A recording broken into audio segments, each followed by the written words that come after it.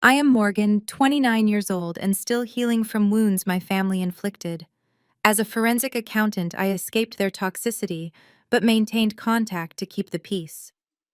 Right after Grandpa Elias had his funeral while the elite of Baldwin Hills were still walking out our door, my mother pulled me into the study. Between fake tears and her designer morning dress, she leaned forward and smirked. "You know, Morgan, you are lucky we even let you stay in this house. But now it is time for you to leave." I looked at her, sipped my water, and smiled. That night, I logged into a private server, disabled their access to the family accounts, and checked the cameras at the Malibu beach house they knew nothing about. Where are you watching from? Let me know in the comments. Hit like and subscribe if you have ever had to stand up to family who underestimated your worth. Growing up in Baldwin Hills in Los Angeles meant privilege to any outsider looking in. But inside our sprawling, custom-built mansion, emotional coldness permeated every single corner. Our massive home was a fortress of expectations I could never quite meet. My childhood bedroom became my sanctuary and my prison. From elementary school through college, I maintained straight grades and joined honor societies, but it was never enough. My older sister, Sydney, was the golden child. As a former university beauty queen, she was paraded around our social circles as the ultimate prize and face of our family legacy.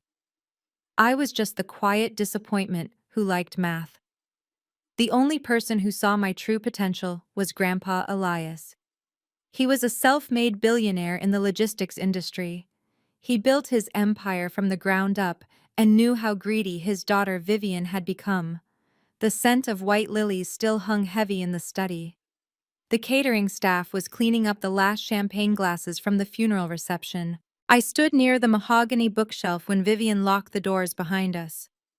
Sydney stood next to her, adjusting a diamond tennis bracelet she had bought with Grandpa's credit card the day he passed away. Standing right behind Sydney was her husband, Connor. Connor was a white tech bro from Silicon Valley who played the white savior for our prominent black family. He acted like his presence elevated our status, even though his venture capital firm had never produced a successful product. "Listen to me carefully," Connor said, adjusting his tailored suit jacket. He looked down at me with a sickeningly sweet smile. "Sydney and I are moving into the main house permanently to manage the estate properly. My venture capital firm is expanding rapidly, and I need a dedicated workspace. Your old bedroom on the first floor is the only space with the correct lighting and square footage for my monitors. It is time for you to pack up and find an apartment. Maybe you can find something closer to your accounting job downtown." Sydney chimed in immediately, checking her reflection in the glass cabinet. "Connor is absolutely right, Morgan. You are almost 30 years old and still painfully single. It is embarrassing for the family image. You do not need to take up valuable space in this massive home when you are not building a family of your own. You are holding us back from maximizing this property." My mother Vivian crossed her arms and nodded in fierce agreement. "Sydney and Connor represent the bright future of this family name. You have always been selfish, Morgan. You always take and take. Just like when you refused to hand over your scholarship money to your sister when she needed to go on her European tour. I want your bags packed within the hour. You are leaving this house tonight, and I do not want to hear a single word of complaining." They all stared at me, waiting for the familiar tears. They expected me to beg for their love, to plead for a place in the home where I grew up, to apologize for simply existing. That is what the old Morgan would have done. But the old Morgan died the same day Grandpa Elias did. I did not shed a tear. I did not raise my voice. I simply nodded once, turned around, and walked straight out of the study. I went into my bedroom and pulled out a single black suitcase. I did not pack the expensive dresses Vivian had bought me for family photo operations. I did not take the jewelry or the shoes. I only packed my laptop, my forensic accounting files, and a small wooden box Grandpa Elias had secretly given me a month before his heart failed. It contained the encryption keys to a blind trust no one else in the world knew about. I zipped up the suitcase, walked out the front door, and did not look back. I ordered an Uber and watched the iron gates of the Baldwin Hills mansion close behind me. As the car rolled down the winding hills toward the city lights, the air felt crisp and freeing. I leaned my head against the cool glass of the window, finally breathing a sigh of relief. But the quiet moment did not last long. My phone screen suddenly lit up the dark back seat. It was an urgent security alert from my private server. Someone was actively trying to breach the firewall on Grandpa Elias's hidden financial files. I opened the log and saw the digital footprint instantly. It was Connor. He had just initiated a wire transfer attempt and filed forged paperwork to take out a $2 million loan against an asset he did not even own. I smiled to myself as the car merged onto the highway, heading toward the coast. Connor thought he had just kicked me out of my own home, but he had no idea he had just walked right into a federal trap. The tires of the Uber hummed against the asphalt as we merged onto the Pacific Coast Highway. The dark ocean stretched out to my left, illuminated only by the scattered moonlight reflecting off the crashing waves. I rolled down the window just an inch, letting the cold, salty air clear the lingering scent of funeral lilies from my senses. My phone was still glowing with the security alert from my private server. I did not panic. Instead, I opened my contacts and dialed Julian, my senior partner at the forensic accounting firm. He picked up on the second ring, his voice sharp and wide awake, despite the late hour. I told him Connor had just taken the bait. Julian let out a low chuckle through the speaker. He asked if Connor was actually arrogant enough to try and bypass the firewall we set up last month. I confirmed he was. Julian and I had spent the last 2 years helping Grandpa Elias restructure his entire financial empire into a fortified blind trust. Grandpa was a brilliant man. The moment Sydney brought Connor home to Baldwin Hills, claiming he was some hotshot venture capitalist from Silicon Valley, Grandpa saw right through the cheap suit and the buzzwords. He knew Connor was a parasite looking for a wealthy black family to latch onto. So Grandpa quietly transferred his liquid assets and his most prized real estate into a trust that left no paper trail for a vulture like Connor to follow. Julian typed rapidly on his keyboard on the other end of the line. He told me he was seeing the same ping on his end. He said Connor was submitting loan applications to a private offshore lender. I asked how much he was asking for. Julian paused and said $2 million. My grip on the phone tightened. I asked Julian what Connor was using as collateral, because we both knew Connor did not have 2 million cents to his name. Julian said Connor was uploading property deeds, but the files were encrypted so he could not see exactly which property yet. I told Julian I was almost at the primary server location and would decrypt the files myself. We hung up and I leaned back against the leather seat. The Uber driver pulled over on a desolate stretch of the highway in Malibu. There were no streetlights here, just the rugged cliffside dropping off into the Pacific Ocean. I thanked the driver, tipped him well, and waited until his taillights disappeared around the bend before I moved. I walked toward what looked like a solid wall of natural rock covered in creeping ivy.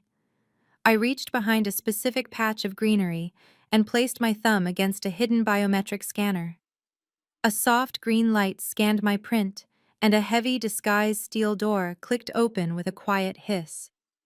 I stepped inside and walked down a softly lit floating staircase that descended directly into the cliff. At the bottom was Grandpa Elias' true legacy. It was a breathtaking multi-level house made almost entirely of reinforced glass and steel, built right into the side of the mountain overlooking the private beach below. He had spent 10 years building this escape far away from the suffocating social climbing of my mother and the endless drama of my sister. This was our sanctuary.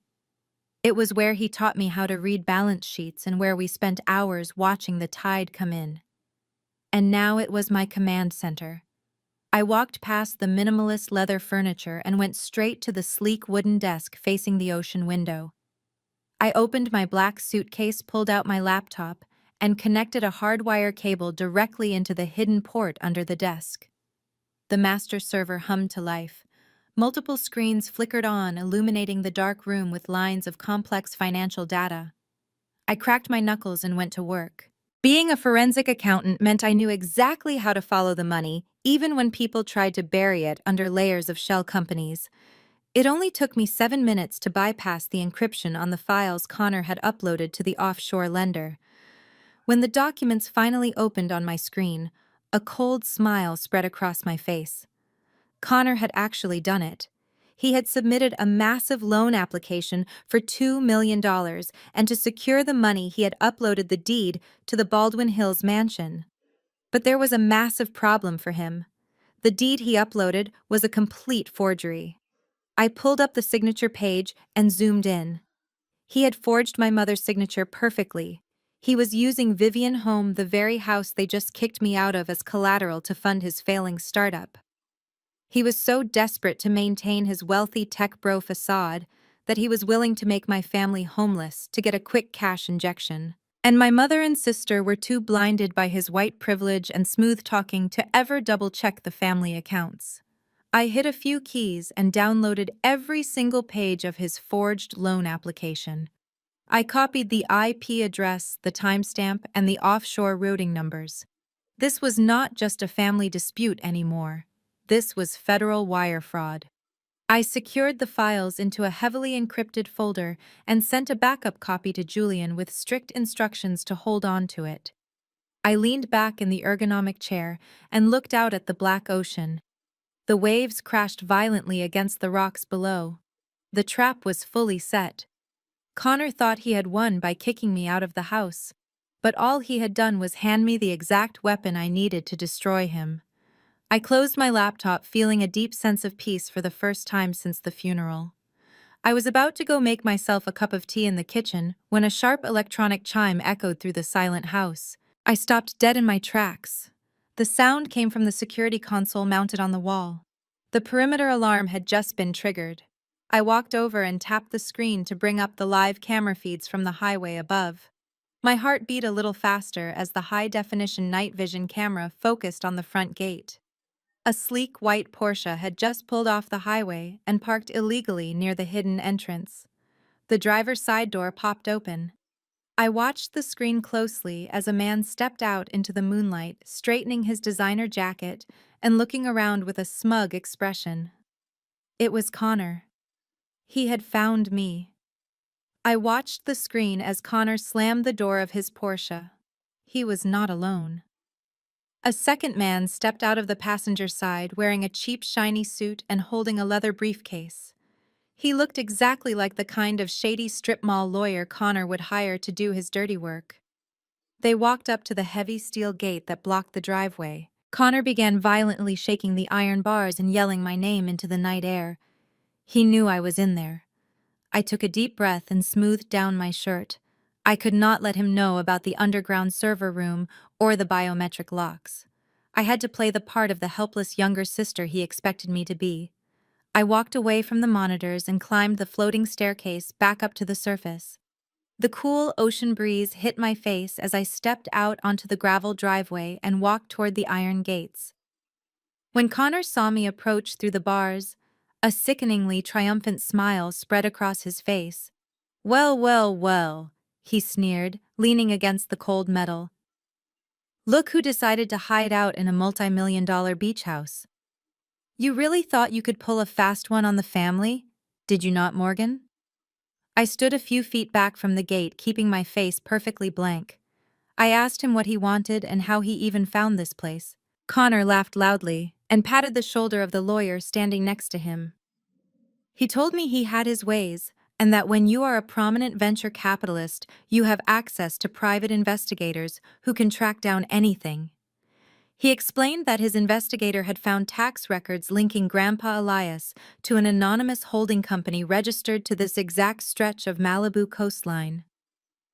Connor gripped the bars of the gate and lowered his voice, trying to sound intimidating. He told me this was his family now, and he was the one in charge of protecting our legacy. He said he knew Grandpa Elias had built this place in secret, and that I was trying to steal it out from under my mother and sister. The sheer audacity of this white man standing on my property, telling me he was the savior of my black family, made my blood boil. "Listen to me very carefully, Morgan," he said, pointing a finger at me through the iron gate. "I am holding a drafted eviction notice right here in my lawyer's briefcase. You do not own this property. You are just a bitter little accountant who sneaked in here to squat in a dead man's house. I am giving you exactly one chance to hand over the keys and walk away quietly. I crossed my arms and asked him what would happen if I refused. Connor let out a cold, hard laugh. He leaned closer to the gate until his face was practically pressed against the metal.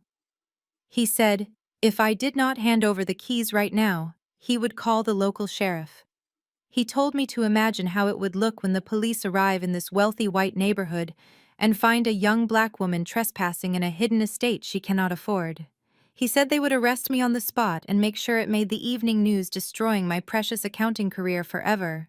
He was weaponizing my race and the reality of the world we live in just to intimidate me. He thought his whiteness and his fake wealth made him invincible. He thought I would crumble under the threat of police intervention. So I gave him exactly what he wanted to see. I let my shoulders drop and forced my hands to tremble slightly. I looked down at the gravel and let out a shaky breath, acting as if he had completely broken my spirit. You win, Connor, I said, keeping my voice barely above a whisper. I just wanted a piece of Grandpa to hold on to, but you are right. I do not belong here and I cannot afford a legal battle. Connor puffed out his chest, standing taller. I knew you would see reason, he said smoothly. Now be a good girl and pass the keys through the gate. We have to secure the property for your mother and sister. I reached into my pocket and pulled out a heavy set of brass keys attached to a simple leather strap. These were not the keys to the glass house or the underground server room. Those operated on encrypted biometrics. These were the keys to the old gardening shed at the far end of the property, where the landscaping crew kept the fertilizer and rusty shovels. I walked slowly to the gate and slipped the keys through the iron bars. Connor snatched them from my hand like a greedy child. He held them up in the moonlight, admiring them as if he had just conquered a kingdom. He turned to his lawyer and told him the job was done, and that they could start drawing up the paperwork to list the house for sale by the end of the month. Before he walked back to his car, Connor turned to me one last time. He told me to pack my bags and be gone by sunrise. He said if he saw me anywhere near Malibu or Baldwin Hills again, he would not be so generous. He got into his pristine white Porsche, the engine roaring to life, and sped off down the highway, leaving a cloud of dust in his wake. I stood at the gate and watched his taillights fade into the darkness.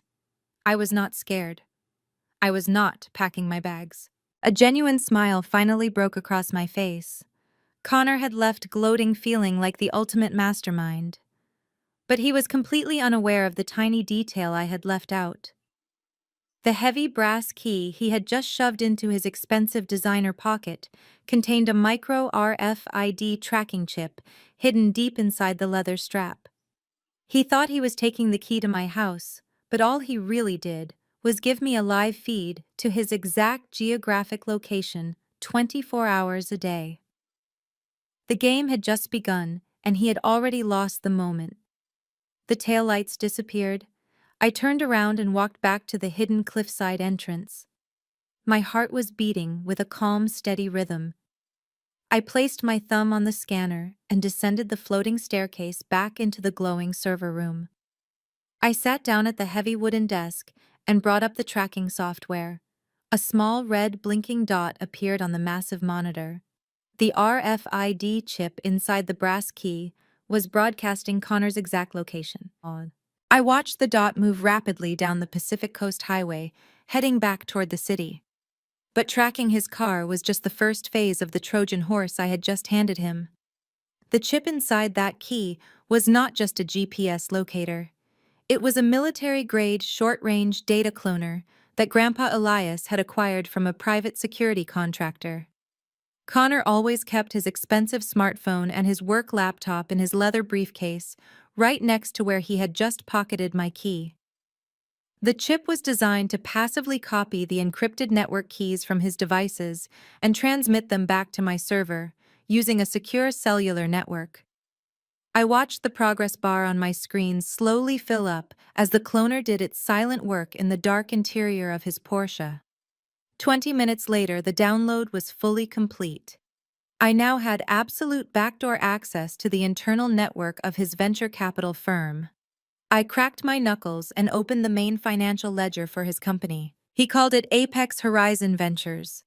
Sydney always bragged at dinner parties about how Connor was funding the next generation of tech startups and revolutionizing the medical device industry. I started pulling the bank statements and running the transaction histories through my forensic analysis software. There were no boring numbers here, just a glaring red trail of absolute unmitigated fraud. I opened the incoming wire transfers first. Connor had raised over $12 million in the last 18 months alone. I expected to see deposits from wealthy Silicon Valley tech bros or corporate investment funds. Instead, my stomach dropped as the names of the individual investors populated on the screen. Mr. Henry Rollins, a retired surgeon who sat on the board of my mother's charity foundation. Mrs. Carmen Robinson, the elderly choir director at the Baldwin Hills Community Church. Dr. Lawrence Terry, my grandpa's oldest friend and a retired dentist who had known me since I was a little girl. Every single name on the investor list was a wealthy black senior citizen from my mother's elite social circle. Connor was not raising capital in Silicon Valley. He was using his marriage to Sydney to systematically infiltrate the old money black community of Los Angeles. He used my mother's flawless reputation and my grandpa's legacy to gain the blind trust of her vulnerable aging friends. He knew they would never question a white financial genius who had married into the most prominent family in the neighborhood. I dug deeper into the outgoing ledgers to see where he was investing their hard-earned retirement funds. I looked for tech startups or commercial real estate development projects. There was absolutely nothing. Not a single legitimate investment had been made in the history of the company. Instead, the money was flowing in a rapid circular pattern. When Dr. Terry deposited $50,000, Connor would immediately wire $10,000 to Mrs. Robinson, claiming it was a dividend return on her earlier investment. He was paying off the old investors with the new investors' money. It was a textbook Ponzi scheme executed with terrifying precision. I leaned closer to the monitor, feeling a deep, sickening rage building in my chest. The remaining funds, the money he did not use to pay fake dividends, was being siphoned completely out of the country. I traced the complex routing numbers to offshore accounts in the Cayman Islands and anonymous shell companies registered in Panama. That was exactly how Sydney was affording her new designer wardrobes and the diamond tennis bracelets she flashed around town. That was how Connor leased his Porsche and bought his expensive tailored suits. They were living a life of extreme luxury financed entirely by stealing the life savings of the black elders who trusted our family name. I pulled up the specific file on Mr. Rollins. The retired surgeon had invested his entire pension into Apex Horizon Ventures just 3 weeks ago. Connor had promised him a guaranteed 20% return to help fund his 4 grandchildren through their college tuition. Yesterday, Connor had drained Mr. Rollins' entire account and transferred the balance to the same offshore bank he used to apply for the fraudulent loan against the Baldwin Hills mansion. The sheer depravity of what this white man was doing was staggering to witness. He had walked into a community of successful black professionals who had spent their entire lives overcoming systemic obstacles to build generational wealth for their families. And he was systematically wiping it all out with a charming smile and a fake investment portfolio. He was bleeding them dry, while my mother proudly paraded him around the country club as the ultimate savior of our family. My fingers flew across the keyboard. I began compiling every single fraudulent transaction, every forged signature, and every illegal wire transfer into an airtight digital dossier. As a forensic accountant, I knew exactly what the federal authorities needed to secure a fast conviction. I needed to build a case so strong that no high-priced defense attorney could ever tear it apart. I worked straight through the night downloading bank statements and matching them against the fake portfolio reports Connor had emailed to his victims. By the time the sun began to rise over the Pacific Ocean, my evidence file was over 2,000 pages long. I had every piece of the puzzle mapped out perfectly down to the last stolen cent. I leaned back in my ergonomic chair and rubbed my tired eyes. The trap was fully loaded and ready to spring. I just needed the perfect public venue to drop the bomb and expose him for the criminal he was. Right at that moment, my phone vibrated loudly on the wooden desk, breaking the peaceful silence of the underground room. The bright screen cut through the morning shadows. I picked it up and saw a new notification. It was a group text message from my mother, Vivian, sent to me, Sydney and Connor. The message was cold and direct, as always. It said, "Morgan, you are mandated to attend a family dinner tonight at 8 o'clock sharp. We are dining at the Capitol Grill downtown. Dress appropriately and do not embarrass me. We are celebrating Connor and his incredible new real estate acquisition." I stared at the text message, reading the words over and over again. Connor had actually told them he secured the Malibu beach house. He was using the fake deed he forged last night to elevate his status even further in my mother's eyes. He wanted to celebrate stealing from me while he was simultaneously robbing her closest friends blind. A slow, dangerous smile spread across my face. I locked the server screen and stood up from the desk. I typed a simple response back to the group chat. "I will be there," I replied. I tossed the phone onto the desk and walked over to the closet. It was time to get dressed for dinner. I pulled a simple black silk dress from the closet. It was understated, elegant, and completely devoid of the flashy designer logos my mother and sister worshipped. I drove back into the city feeling a strange sense of anticipation. The Capitol Grill was packed with the downtown business elite when I arrived at exactly 8 o'clock. The maitre d' led me to a semi-private dining alcove in the back of the restaurant. My family was already there holding court and drinking expensive champagne. Vivian was wearing a sequined blazer that caught the dim restaurant lighting. Sydney was draped in silk and wearing the diamond tennis bracelet she bought with Grandpa's money. And Connor was sitting at the head of the table looking like the arrogant king of a stolen castle. I pulled out my own chair and sat down across from him. Nobody offered me a glass of champagne. Sydney looked me up and down with a sneer wrinkling her perfectly contoured nose. She asked if I had come straight from a funeral or if I just enjoyed looking like a depressed librarian. She told me I should have used some of the money I saved by living rent-free in Grandpa's house to buy a decent outfit. She said it was embarrassing to be seen with a number cruncher who did not even know how to dress for a high-end dinner. I placed my napkin on my lap and looked at her calmly. I told her I preferred clothes I could actually afford to pay for myself. Sydney rolled her eyes and took a sip of her drink, totally missing the underlying threat in my words. My mother, Vivian, slammed her glass down on the table to get our attention.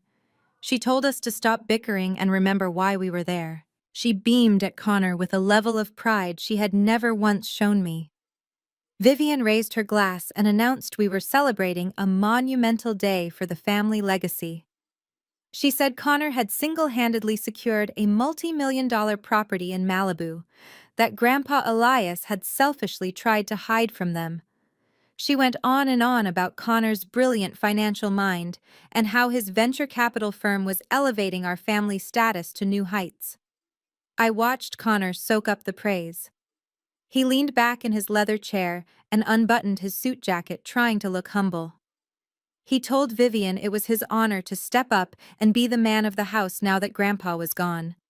He said he was just doing what any good husband and son-in-law would do to protect their assets. The sheer hypocrisy made my skin crawl, but I kept my expression perfectly neutral. Connor reached into the inner pocket of his jacket and pulled out a folded document. He slid it across the white tablecloth, stopping right in front of my empty dinner plate. He pulled a gold pen from his shirt pocket and laid it on top of the paper. I asked him what this was. Connor gave me a condescending smile. He said it was a standard quitclaim deed. He explained that his lawyers were finalizing the transfer of the Malibu property into his venture capital portfolio so he could develop the land into luxury condos. But because Grandpa Elias had weirdly left a few utility bills in my name, he needed me to legally sign away any potential squatter rights or inheritance claims. Sydney chimed in, saying it was just a formality. She told me to stop being difficult and just sign the paper so we could order the steaks. She said Connor was generously offering to give me $5,000 out of his own pocket as a relocation fee just for signing. Connor tapped the gold pen against the table. He told me 5 grand was more than enough to cover a security deposit on a cheap apartment downtown. He said I should be thanking him for not pressing charges for trespassing last night. He ordered me to sign on the dotted line so we could celebrate his new development project in peace. I did not reach for the pen. Instead, I picked up the quitclaim deed and began to read it.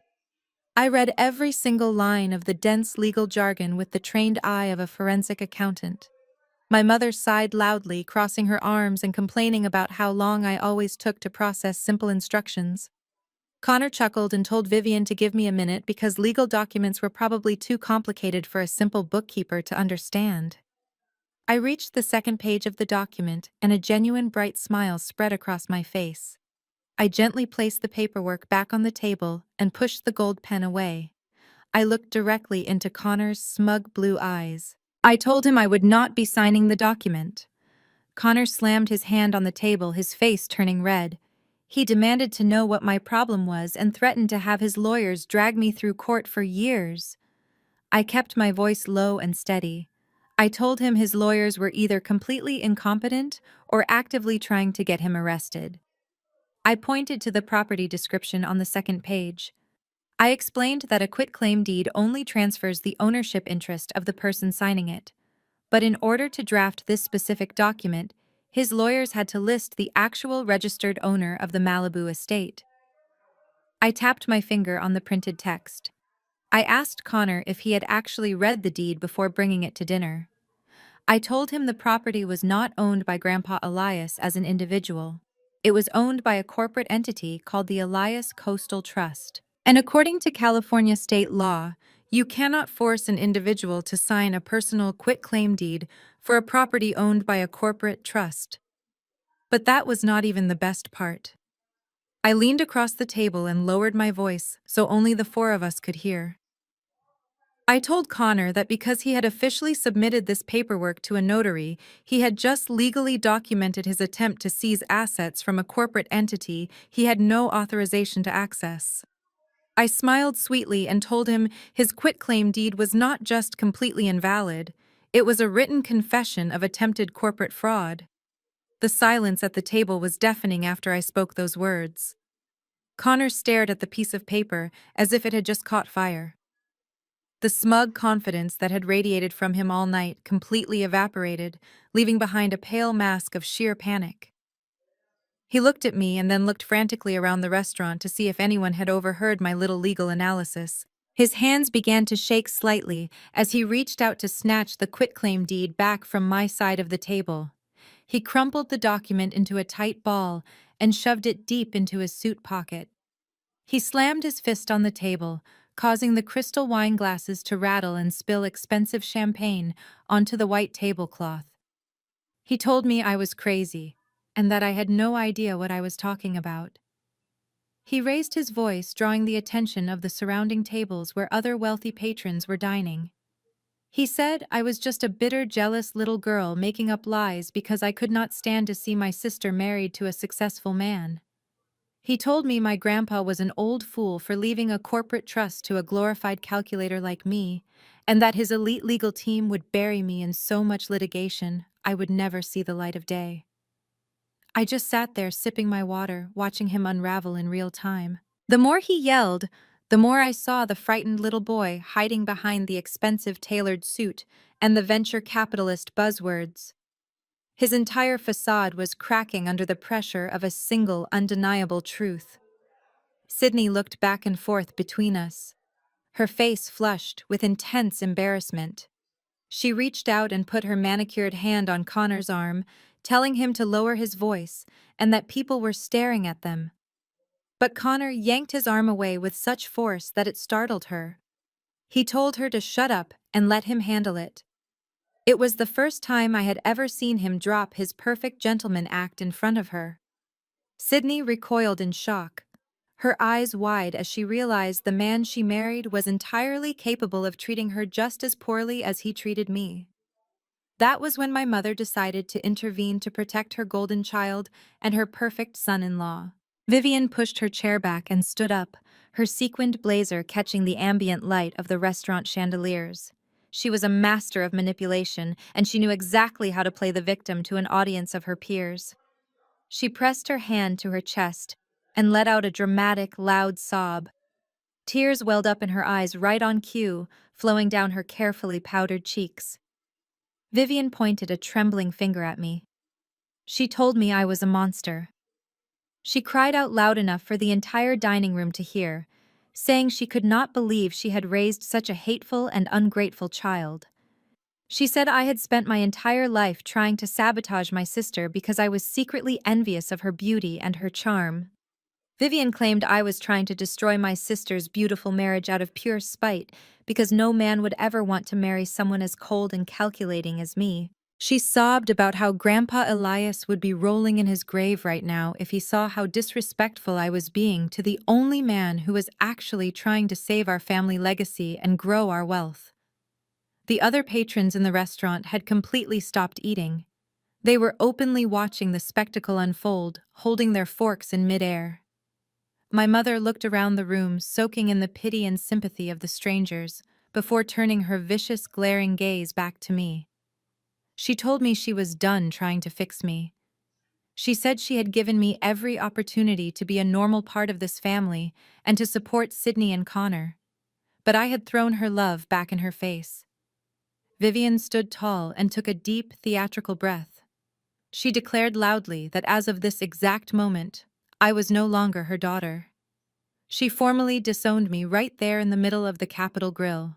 She told me I was dead to her and that I was never to contact her or Sydney or Connor ever again. She ordered me to get out of her sight before she called the police to have me escorted off the premises like a common trespasser. It was the moment she had been building up to my entire life. She finally had the public excuse she needed to sever ties with the daughter who did not fit into her perfect elite aesthetic. She fully expected me to break down crying. She expected me to beg for forgiveness in front of the entire restaurant just to save face and crawl back into her good graces. But I felt nothing but profound, immense relief. The heavy, invisible chains of family obligation that had dragged me down for 29 long years suddenly snapped. I looked at my mother and saw a complete stranger. I saw a woman so blinded by her own vanity and desperation for status that she was actively defending the man who was currently stealing her entire life savings and destroying the community she claimed to love. I slowly stood up from the table and smoothed out the fabric of my black silk dress. I picked up my purse and looked Vivian directly in the eye with zero emotion. I told her I accepted her terms without hesitation. I said I would honor her request and never contact her again. I added that I sincerely hoped she remembered this exact conversation when the ugly truth about her perfect son-in-law finally came to light. Vivian scoffed loudly and turned her back to me, pulling a crying Sydney into a comforting hug while Connor practically hyperventilated in his chair. I turned to leave, but I paused right behind Connor's seat. I leaned down slowly until my lips were just an inch away from his ear. The smell of his expensive designer cologne mixed with the sour, metallic stench of his nervous sweat. I kept my voice incredibly soft, a cold whisper meant only for him to hear. I told him he should probably cancel his luxury condo development plans for Malibu. I told him the Securities and Exchange Commission had been making some very interesting inquiries this afternoon regarding his latest offshore wire transfers. I mentioned the specific name of the Cayman Islands bank he had routed Mr. Rollins' retirement pension fund through just yesterday morning. I asked him if he thought his shady strip mall lawyer would be able to handle federal prosecutors when they inevitably came knocking on his door for operating a multi-million-dollar Ponzi scheme. I pulled back and looked at his face. All the color drained from his skin, instantly leaving him looking like a sick ghost. His jaw went completely slack, and his eyes widened in absolute, unadulterated terror as he realized the magnitude of what was happening. He realized I knew everything. I had every bank receipt, every forged signature, and every stolen dollar perfectly documented on a secure federal server. He tried to speak to say something to defend himself, but only a pathetic, quiet wheezing sound escaped his dry throat. I gave him one last polite, genuine smile and turned on my heel. I walked out of the restaurant with my head held high, the steady, confident sound of my heels clicking against the hardwood floor echoing in the otherwise silent dining room. I left them sitting there at the table, a fragile family built entirely on lies and stolen money, while I stepped out into the cool evening air, finally completely free, and holding the exact match that would burn their entire fake empire to the ground. The drive back to the Malibu beach house was the most peaceful journey of my entire life. The highway was completely empty, and the dark ocean felt like a cleansing force washing away decades of family toxicity. The sound of the tires humming against the asphalt was the only companion I needed. I knew Connor was not going to just sit at that restaurant table and wait for the federal authorities to arrive and arrest him. A cornered rat is the most dangerous kind of animal, especially when it realizes its entire survival is completely dependent on a lie. By the time I reached the hidden cliffside entrance and placed my thumb on the biometric scanner, my phone was already buzzing frantically in my purse. The moment I descended the floating staircase and sat down at my massive server desk, the entire system flared with bright red alert notifications. Connor was launching a desperate, frantic counterattack. He knew I had the digital evidence to destroy his life, so his only play was to try and cripple me before I could take that evidence to the proper authorities. He had forced his shady strip mall lawyer to file a fraudulent emergency injunction in a local county court. The electronic filing was full of absolute lies claiming I was mentally unstable, violently erratic, and an immediate threat to the financial stability of my grandfather's estate. He actually used a forged digital signature from a retired judge to send a total freeze order directly to my primary banking institutions. His goal was simple and completely ruthless. He wanted to freeze every single dollar attached to my name so I could not hire legal counsel or access the basic funds necessary to defend myself in a court of law.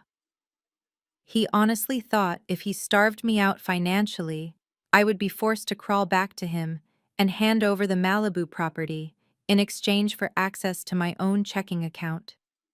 It was a classic financial abuser tactic designed to break a victim's will to fight back against their oppressor. But Connor completely forgot who he was dealing with in his blind panic. I am a senior forensic accountant who manages billion-dollar blind trusts for a living. My financial infrastructure is built to withstand sophisticated cyber attacks from actual corporate espionage syndicates, not a pathetic tech bro panicking in a steakhouse bathroom. I did not even flinch at his pathetic attempt to ruin me. I simply opened a secure encrypted communication channel to my personal wealth manager at the federal bank.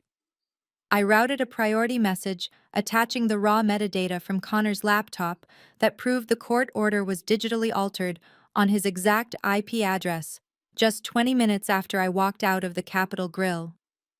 The bank automated security system immediately flagged his lawyer's request as a severe federal offense and locked down my accounts behind secondary biometric firewalls that Connor could never even hope to bypass. His pathetic attempt to ruin me failed before the county server even registered his ridiculous request. With his little attack easily neutralized, I turned my full attention back to the massive crater he had dug for himself. I needed to make absolutely sure the trap was entirely inescapable before I handed the files over to the Securities and Exchange Commission. I went back into the internal network of his fake venture capital firm to review the specific files he submitted for that $2 million offshore loan. Earlier, I had briefly seen the forged signature of my mother on the Baldwin Hills deed, but now I needed to document the exact mechanism of the fraud for the federal prosecutors. I pulled the digital notary stamp attached to the loan file and traced its origin. Connor had not just traced my mother's signature onto a blank piece of paper. He had actually bribed a disgraced public notary to illegally backdate the property transfer documents to make it look like Vivian had willingly surrendered her home. He legally transferred the ownership of my mother's beloved Baldwin Hills mansion into a dummy shell company controlled entirely by his Ponzi scheme. The offshore lender had already approved the fraudulent transaction. The $2 million was currently sitting in a holding account in the Cayman Islands, ready to be dispersed to his angry elderly investors to keep them quiet for just another month. But the offshore lender had placed a massive predatory lien on the Baldwin Hills property in exchange for the fast cash. If Connor missed even a single monthly payment, those dangerous offshore thugs would have the legal right to seize the mansion and throw my mother out into the street. He had literally gambled away her entire life out of pure, unadulterated greed. My mother had absolutely no idea she was technically completely destitute. She thought she was the undisputed queen of the local elite, while her paper crown had already been stolen right off her head. I leaned back in my ergonomic leather chair, wondering exactly how long it would take for her grand illusion to violently shatter into a million pieces. Right at that exact moment, my phone vibrated gently on the polished wooden desk. It was a notification from Instagram. My mother, Vivian, had just posted a brand new video to her main feed. I clicked play and watched the screen in absolute sheer disbelief. My mother was standing in the grand marble foyer of the Baldwin Hills mansion, holding a crystal glass of expensive imported champagne. Sydney was standing right beside her, wearing a fresh designer dress, paid for by stolen retirement funds, trying her best to look perfectly wealthy and unbothered by the total humiliation they had just suffered at the restaurant. My mother was smiling widely at the camera, announcing to her thousands of eager followers that they were throwing a massive farewell open house party this upcoming weekend. She boasted loudly that Connor was in the final stages of selling their historic family estate for a record-breaking $8 million. She confidently claimed they were permanently relocating to an exclusive hidden glass beach house in Malibu that Connor had just brilliantly acquired for the family real estate portfolio. She formally invited the entire Black elite of Los Angeles to come to the mansion on Saturday to celebrate their rising dynasty and toast to their massive success. I paused the video and zoomed in closely on the background of the shot. Connor was standing alone in the shadows behind them. His face was pale gray and he looked like he was about to physically collapse. He knew he did not own Malibu, and he knew the mansion was already mortgaged to criminals, but he was too terrified to tell my mother the truth. He was just going along with her public delusion, completely trapped in his own web of lies. The stage for his final public execution was officially set. Watching my mother prance around the marble foyer on that Instagram video confirmed everything I needed to know. Vivian was completely clueless. She had absolutely no idea that her perfect son-in-law had forged her signature and mortgaged her beloved historic mansion to offshore criminals. She honestly believed she was moving to Malibu.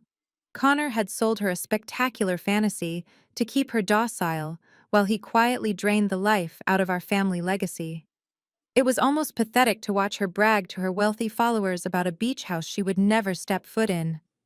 She panned the camera around, showing off the crystal chandeliers and the grand sweeping staircase of the Baldwin Hills estate, talking about how she was upgrading her lifestyle.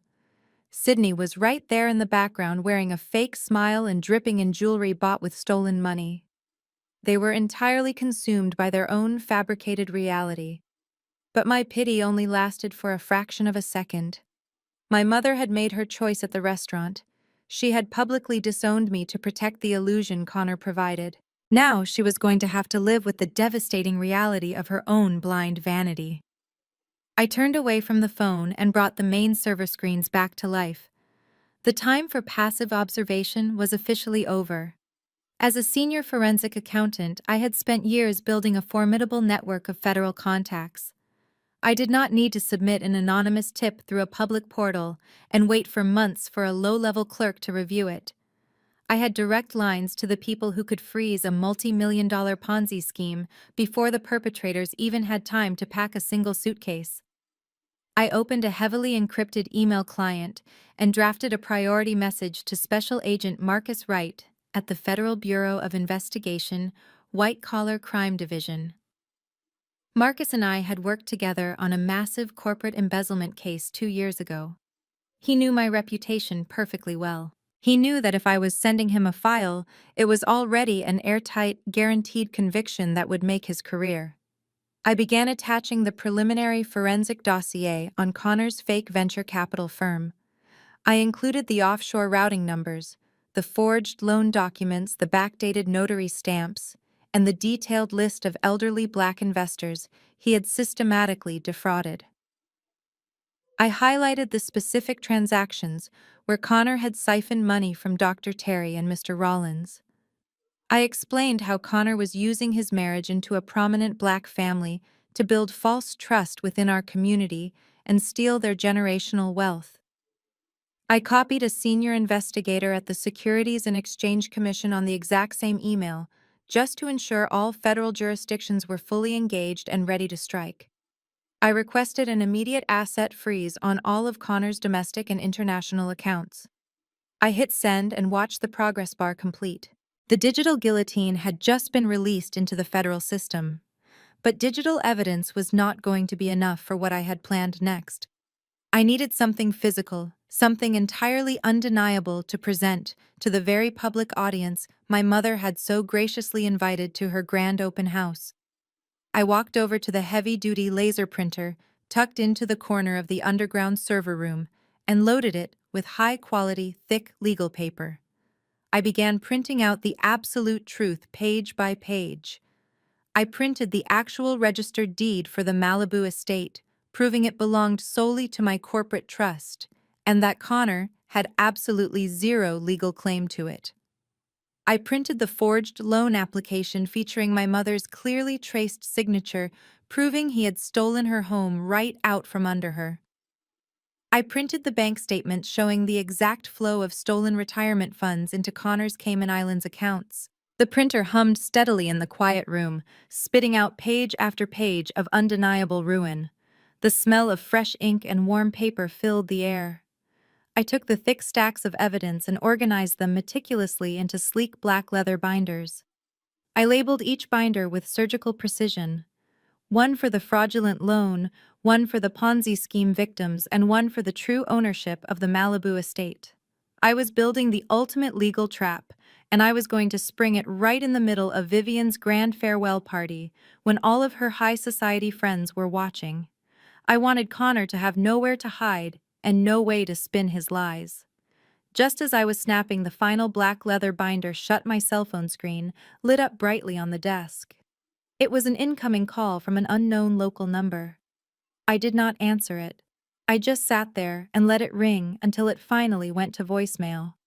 A few seconds later, the notification chimed indicating a new audio message had been left. I tapped the screen and put the phone on speaker. It was Connor. The background noise sounded like he was in a moving vehicle driving fast. His voice was completely devoid of the arrogant tech bro charm he usually projected to the world. He sounded breathless, manic, and incredibly dangerous. The panic I had seen in his eyes at the restaurant had mutated into desperate aggression. He told me he knew I had blocked his fake court order at the bank. He said I was playing a very stupid game and that he was completely done being nice to me. He told me he had just hired a team of armed private security contractors to guard the Malibu property gates around the clock. His voice dropped into a vicious, threatening growl as he promised that if I ever stepped foot near the beach house again, his guys had strict orders to physically drag me out and throw all of my belongings directly into the Pacific Ocean. He told me I was nothing but a jealous loser trying to ruin his life and that he would destroy me if I tried to show my face at the open house this weekend. He ended the message by telling me to watch my back because he was not going down without a fight. The line went dead. I deleted the voicemail from my phone. I did not feel an ounce of fear. Connor was flailing blindly in the dark, trying to intimidate a woman who already held all the cards. He thought a few rent-a-cops could keep me away from my own property. He had absolutely no idea that the real threat was not me showing up at Malibu. The real threat was me showing up at the Baldwin Hills mansion with a stack of federal evidence right when his entire fraudulent life was on full public display. I smiled to myself, picked up the heavy black leather binders, and placed them carefully into my leather tote bag. The trap was set, The bait was taken, and now all I had to do was attend the party.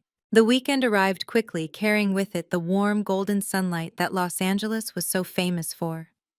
I spent Saturday morning finalizing the last details of my trap, ensuring every digital file was secure and every physical document in my leather binders was organized perfectly. I chose my outfit with extreme care. I did not want to look like the bitter outcast sister returning to beg for scraps. I wanted to look exactly like the high-powered corporate executive I was. I wore a sharply tailored stark white pantsuit with emerald green silk lining. It was elegant, powerful, and completely unbothered. I pulled my hair back into a sleek, tight bun and put on a pair of classic gold hoop earrings.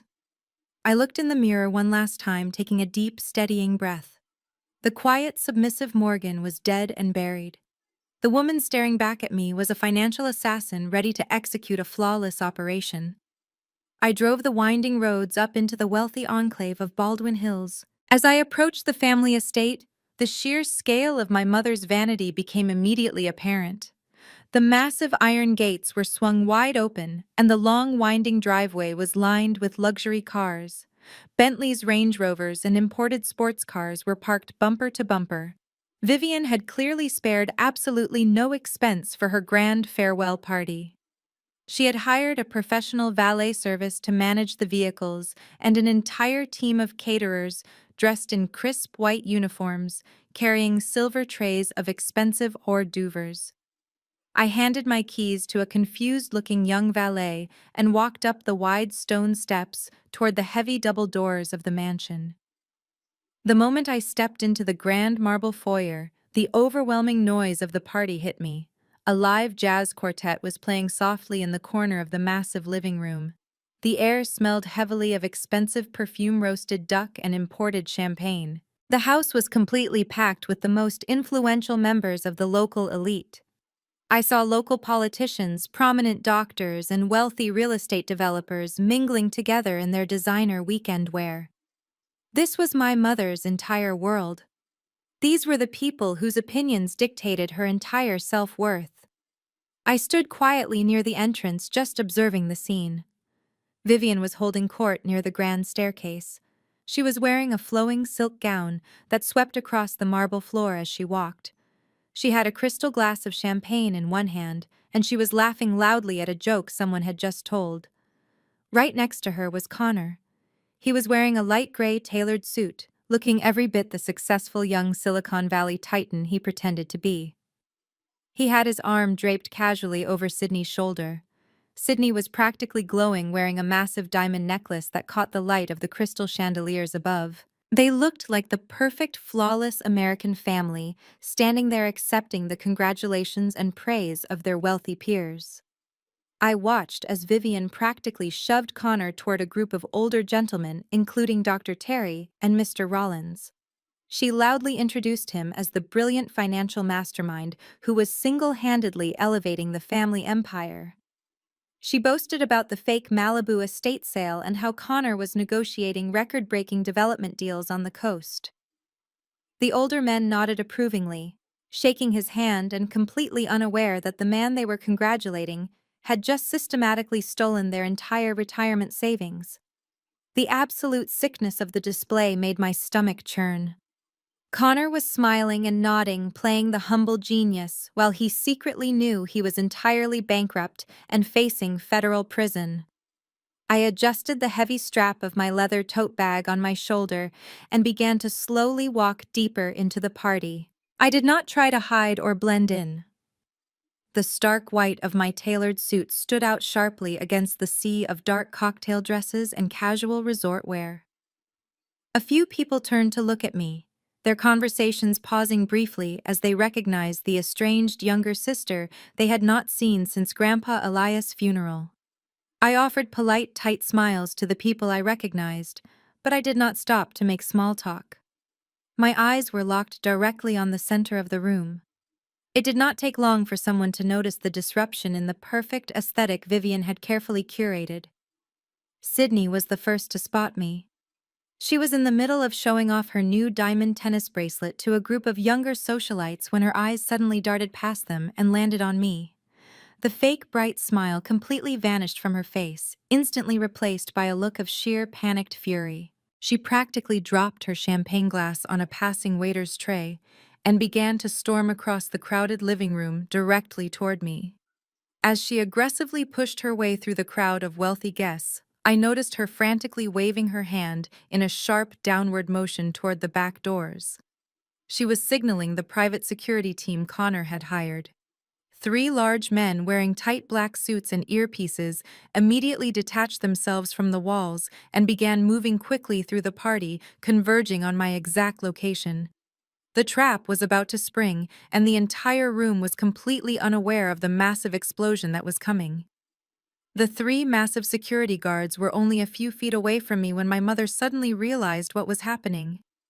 Vivian had been laughing with the local mayor near the staircase, but her sharp eyes caught the aggressive movement of the men in black suits. She knew that having her own daughter physically dragged out of her farewell party by armed guards would be the ultimate social scandal. It would completely ruin the flawless, elegant aesthetic she had spent months meticulously building. She excused herself from the mayor with a fake, practiced smile and moved across the marble floor with terrifying speed. She intercepted the guards just seconds before they could put their heavy hands on my shoulders. Vivian snapped her fingers, pointing sharply at the floor, and the three men immediately backed away, blending back into the shadows of the hallway. She grabbed my arm, her perfectly manicured nails digging painfully into the fabric of my white silk suit. She did not say a single word to me in front of her wealthy guests. She just pulled me roughly toward the secluded mahogany library near the back of the mansion and slammed the heavy double doors shut behind us. The library was dark and quiet, completely cutting off the sound of the jazz band and the clinking champagne glasses in the main living room. My mother let go of my arm and spun around to face me. The polite, loving mask she wore for the public completely melted off, leaving behind a cold, ruthless desperation. She was breathing heavily, and a thin layer of sweat was ruining her expensive powder makeup. She glared at me as if I was a disgusting disease that had just infected her perfect home. She asked me what I was doing here. She told me she had explicitly disowned me at the restaurant and that I had absolutely no right to show my face at her private celebration. I stood perfectly still, adjusting the heavy leather tote bag on my shoulder. I looked at her calmly and told her I came to save her life. Vivian let out a sharp, cruel laugh that echoed off the tall wooden bookshelves. She told me I was completely delusional. She said I was nothing but a bitter, jealous failure who could not stand to see her older sister living a perfect, wealthy life. She crossed her arms and paced across the expensive Persian rug. She told me Connor was an absolute genius, and that he was currently in the billiard room finalizing an $8 million sale of this very house to his elite Silicon Valley investors. She said they were moving to the Malibu beach house by the end of the month, and there was absolutely nothing I could do to stop their rising dynasty. I watched her pace back and forth, completely trapped in the beautiful lie Connor had constructed for her. I felt a brief, fleeting moment of sadness for the mother I never really had. But then Vivian stopped pacing and reached into her sparkling designer clutch. She pulled out a crisp piece of paper and a gold pen. She walked over to the heavy wooden desk in the center of the library and quickly scribbled something down. She marched back over to me and shoved the piece of paper aggressively against my chest. I looked down at it. It was a personal check written out to my name from her private account. The amount was for exactly $10,000. Vivian lowered her voice to a harsh, demanding whisper. She told me to take the money and disappear forever. She said $10,000 was more than enough for a pathetic number cruncher like me to start a new life somewhere far away from Los Angeles. She ordered me to walk out the back door, take my cheap car, and never contact this family again.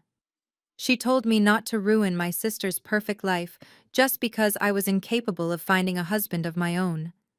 She looked me directly in the eyes and said she was paying me to stop existing in her world. I stared at the check in my hand. $10,000. That was the exact monetary value my mother placed on my complete absence. She was willing to pay 10 grand to protect the fragile ego of a white tech bro who had secretly forged her signature and mortgaged this very house to offshore criminals. She was trying to bribe me to stay quiet while Connor actively destroyed the generational wealth of the black community she claimed to love so much. The sheer, absolute irony of the situation was almost suffocating. Connor did not have $8 million. Connor did not have wealthy investors waiting in the billiard room. Connor was completely bankrupt, terrified, and actively waiting for the Federal Bureau of Investigation to kick the front doors down. He had lied to her about every single thing in his life, and she was using her last remaining pennies to protect him from me. I did not yell at my mother.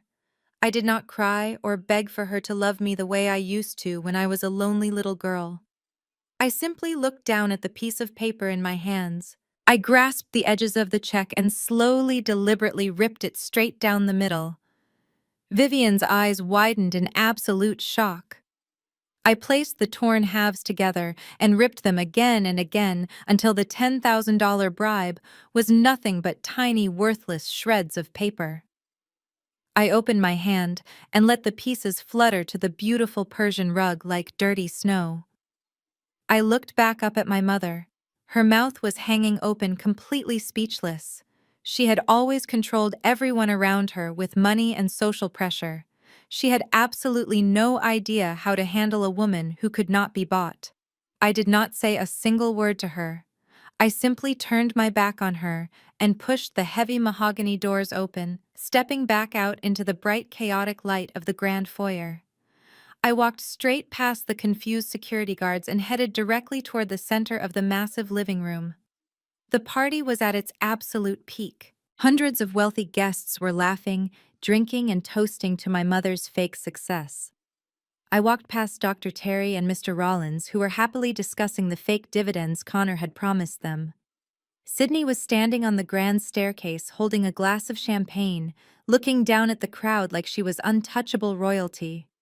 Connor was standing near the fireplace, sweating profusely through his expensive gray suit, constantly checking his phone and looking completely terrified of his own shadow. I ignored all of them. I walked straight up to the small wooden stage where the jazz quartet was playing a smooth, upbeat melody. The lead singer was a young woman in a velvet dress, softly crooning into a vintage silver microphone on a tall iron stand. I stepped onto the stage, reached out, and gently but firmly took the microphone straight out of her hands. The singer stumbled back in surprise, and the musicians stopped playing their instruments one by one. A loud, sharp screech of audio feedback echoed through the massive living room, instantly silencing the hundreds of guests. The room went dead quiet. Every single eye in the mansion turned to look at me, standing center stage in my stark white suit, with my heavy leather bag of federal evidence resting securely on my hip. I held the silver microphone firmly in my hand, letting the silence stretch out over the massive living room. The air was thick with tension. My mother had burst out of the library and was now standing frozen near the grand staircase, her hands covering her mouth. Sydney was glaring at me from the steps, her fake diamond necklace glittering under the chandeliers. Connor was standing near the fireplace, his face completely drained of color, staring at me like he was looking at a ghost. I did not look at any of them. I looked directly out into the crowd of wealthy guests at the people my mother had spent her entire life trying to impress. I tapped the microphone twice to make sure it was working. "Excuse the interruption," I said, my voice echoing clearly through the high ceilings. "My name is Morgan, and I am Vivian's youngest daughter. I know many of you have not seen me since my grandfather's funeral. My mother informed you that I was not here today because I was busy packing my apartment to move out of the city. That was a lie. I am actually here to deliver a very special presentation regarding the brilliant financial mastermind you have all been celebrating today." I reached into my white blazer and pulled out a small black remote control. I pointed it at the massive 8.2-inch flat-screen television mounted above the marble fireplace, right behind where Connor was standing. I pressed a button and the screen flashed to life. It instantly mirrored the display of the secure forensic tablet I had synced to the house network earlier. A loud collective gasp rippled through the crowd as the first slide appeared on the screen. It was not a photo of a new real estate development or a promising medical startup. It was a highly detailed forensic financial ledger. The logo for Connor's venture capital firm Apex Horizon Ventures was displayed prominently at the top. I looked down at Dr. Terry, who was standing in the front row. "Dr. Terry," I said softly, "3 weeks ago, you transferred $50,000 from your retirement pension into Apex Horizon Ventures. Connor told you it was going into a highly lucrative Silicon Valley tech incubator. He promised you a 20% return to help pay for your granddaughter's medical school tuition. Is that correct?" The old dentist looked confused, but he nodded slowly, his eyes darting between me and the massive screen. "Yes," he replied, his voice barely a whisper. "Connor said it was a guaranteed investment." I pressed the button on my remote. The screen changed, displaying a direct wire transfer receipt from Connor's corporate bank account. It showed the exact $50,000 Dr. Terry had deposited, but it did not go to Silicon Valley. The receipt showed that $10,000 of that exact deposit was immediately wired directly into Sydney's personal checking account. The remaining $40,000 was transferred to an offshore holding account in the Cayman Islands, registered under Connor's name. Murmurs of confusion and rising anger began to spread through the crowd. I did not stop. I pressed the button again, bringing up another document. "Mr. Rollins," I said, turning my attention to the retired surgeon standing near the bar. "You invested $200,000 last month. You were told it was funding a commercial real estate project in downtown Los Angeles. Instead, your money was used to pay off the fake dividend returns for Mrs. Robinson and 5 other investors in this very room to keep the illusion of profit alive. The rest of your life savings was used to lease the white Porsche currently parked in the driveway and to purchase the diamond necklace my sister is wearing right now." The murmurs erupted into loud, angry shouting. People were pointing at the screen, pointing at Sydney, and pointing at Connor. The flawless elite aesthetic of my mother's farewell party was completely destroyed in less than 3 minutes. I began rapidly clicking through the slides, displaying forged signature after forged signature, stolen deposit after stolen deposit. I laid out the entire Ponzi scheme with ruthless forensic precision. I showed them exactly how this white man had smiled in their faces, eaten dinner at their tables, and systematically drained the generational wealth of the Black community they had worked their entire lives to build. Connor was panicking. He stumbled forward, waving his hands wildly, trying to block the massive television screen behind him. "It is a lie," he screamed, his voice cracking with desperation. "She is a jealous psychopath. Those documents are completely fabricated. She hacked into my system and altered the numbers because she hates that I married her sister. Do not listen to her. I am making you all incredibly wealthy." But nobody was listening to his pathetic excuses. These were smart, educated people. They could read the official bank routing numbers and the digital notary stamps projected on the wall. They realized instantly that they had been completely conned by a smooth-talking fraud. Dr. Terry stepped forward, his face red with fury, and grabbed Connor roughly by the collar of his expensive gray suit. "Where is my money, you son of a bitch?" the elderly man yelled, shaking him violently. "Where is my granddaughter's tuition money?" Sydney ran down the stairs, screaming for people to back away from her husband, but the crowd was turning hostile, pushing against them, demanding answers. Vivian was backed against the wall, completely paralyzed by the sheer magnitude of the public humiliation. Her perfect world was collapsing right in front of her eyes. Connor shoved Dr. Terry away and scrambled backward, tripping over the edge of the expensive Persian rug. He looked like a cornered animal, completely stripped of his arrogant tech bro persona. He looked wildly around the room, trying to find a single friendly face, but saw only absolute rage. He locked eyes with me, standing calmly on the stage. His fear suddenly morphed into a violent, delusional defiance. "You cannot do this to me!" He screamed, his face purple with rage. "I am not some broke scam artist. I am a multimillionaire. I own the Malibu estate. I have the deed right here in my pocket. I am richer than all of you combined. Connor stood there panting like a cornered animal, clutching the breast pocket of his expensive suit where he kept his precious fake piece of paper. The sheer delusion of his statement hung in the heavy air for a few seconds. The angry crowd of investors paused momentarily, confused by his sudden burst of manic confidence. My mother, Vivian, looked up from her spot against the wall. Her tear-streaked face suddenly filled with a desperate, fragile hope. She wanted to believe him so badly. She wanted to believe that the Malibu beach house was real and that her golden son-in-law was going to magically save them all from this nightmare. Sydney even took a step down the grand staircase, her eyes darting between me and her husband, waiting for the ultimate proof that she was still a wealthy, elite socialite. I looked at Connor and I did not feel angry anymore. I felt a deep, profound sense of genuine amusement. I let out a low, steady laugh.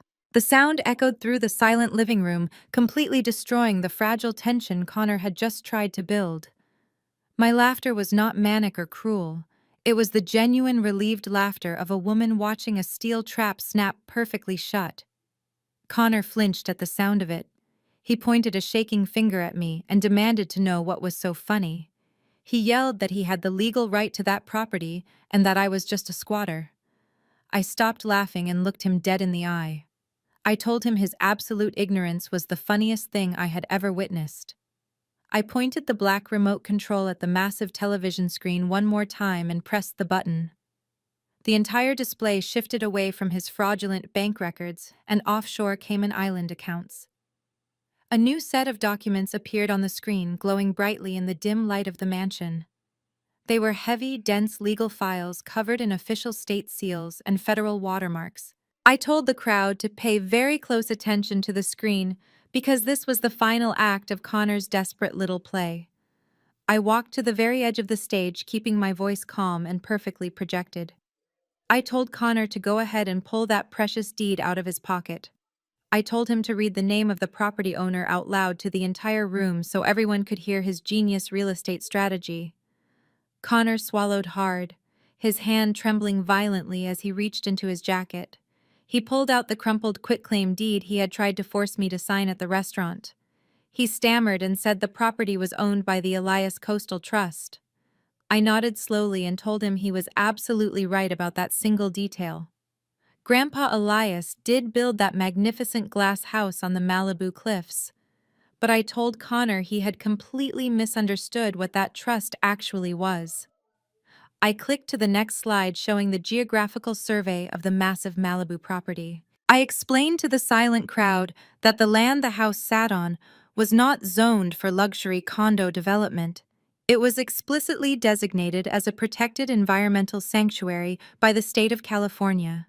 Grandpa Elias had purchased that specific stretch of coastline to protect the native wildlife and preserve the natural beauty of the oceanfront. To maintain that protected status, he placed the entire estate into a specialized corporate entity. It was a registered limited liability company designed specifically to manage federal conservation grants and strictly prohibit any commercial development. I looked down at Connor, who was now shaking so hard he could barely hold his fake piece of paper. I told him an individual person cannot simply inherit or take personal ownership of a federally recognized environmental LLC through a standard residential property deed. You cannot just forge a signature and claim a nature reserve as your personal venture capital asset to pay off your Ponzi scheme debts. The crowd murmured in realization as the massive legal reality set in. I clicked to the final slide on the television screen. It was the official articles of incorporation for the Elias Coastal Trust, filed directly with the state of California. My name was highlighted in bright yellow ink at the very bottom of the page. I told Connor to read the highlighted name. His voice was nothing but a dry, pathetic whisper as he read my name out loud to the quiet room.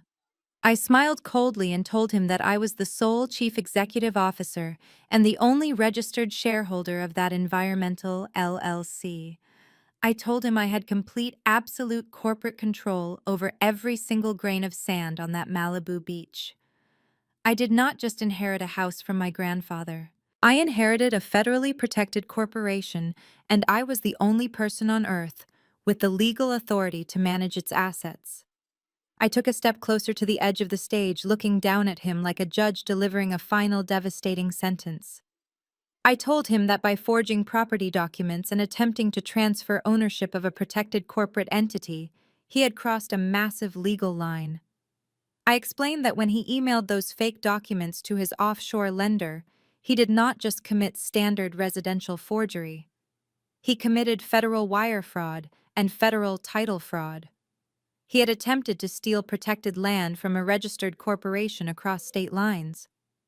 I told him those were not local county charges he could bribe his way out of. Those were massive federal felonies that carried mandatory minimum prison sentences. Connor dropped his fake deed onto the expensive Persian rug. The piece of paper fluttered to the ground, landing right next to the torn pieces of the $10,000 check my mother had tried to bribe me with.